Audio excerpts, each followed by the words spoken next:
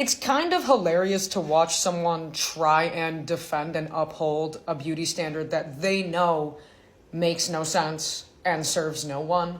I saw this woman on Twitter who was complaining about people under the age of 45 not covering their gray hairs.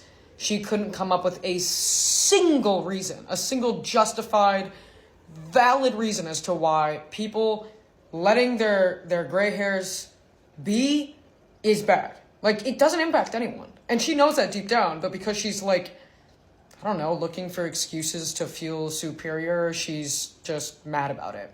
I saw someone else on Twitter say, like, I can't stand when people go out with wet hair. Why do you care? Why do you care? Like, how is someone's wet hair going to impact me? I might worry that they're going to catch a cold. You know, my yaya always told me, do not go outside with wet hair. I still do. I still do.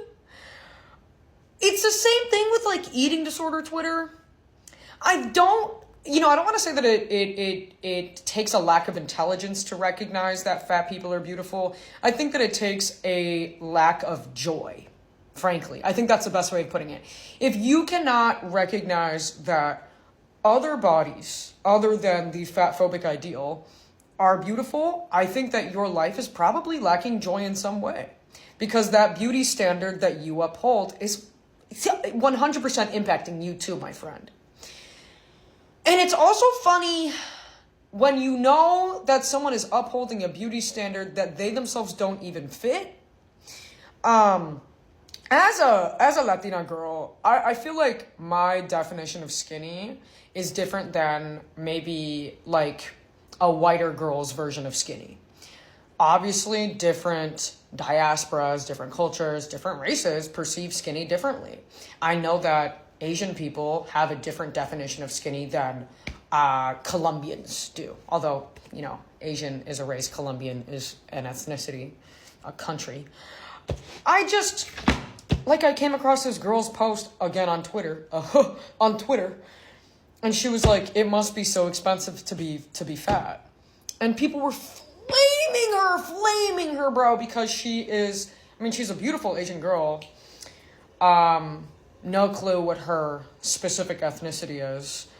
But she's really, you know, at least to my knowledge, by most Asian standards, she's big. And that's not an insult. She's a big girl for her culture. And people of her same race were like, you're huge back home. Like, you are ginormous back home. Is it expensive for you to live your life? It's funny seeing people fall for these gimmicks. Again, these gimmicks that make people feel as if they are superior to other people when you will either succumb to the beauty standard, not succumb, you will fall victim to that beauty standard that you uphold, or, you know, it's just coming from a place of bullshit. Like, sometimes I'm just like, and what do you not like about this thing? And what do you not like about this thing? Why? And when a response cannot be given, it's because you know it doesn't make any sense. It does not make any sense. It's like frizzy hair, for example. When people are like, I don't like frizzy hair. I'm like, why? Why? What is it about frizzy hair that bothers you so much? I think that the hate for frizzy hair is rooted in anti-blackness. I'm probably not the first person to say that. I don't think this is some like wicked theory that I'm coming up with. But I think it makes sense that a lot of white people, especially like, and I've posted about this before, white girls, when they get comfortable with me, my fellow white women will try and like touch my hair, police my hair in a way that does not sit right with me because they won't have the same texture of hair as me. And they'll be like, don't do that to my hair. You have pin straight hair. Your hair falls a certain way because of your genetics. My genetics are different than yours. So if you're trying to fix the natural state of my hair, ask yourself why. I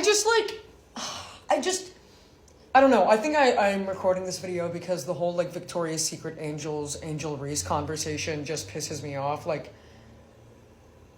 I cannot believe there are people on this earth that are so concerned with what other people are doing, how other people look, and whether or not those people deserve recognition. We are talking about beautiful Angel Reese.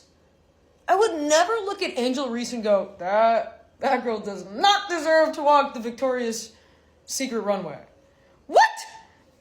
And mind you, like half the people that are flaming her for being chosen don't look anything like her.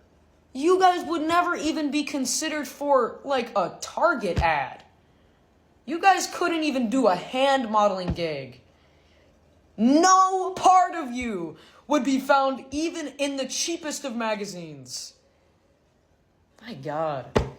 My God. My God, you're annoying.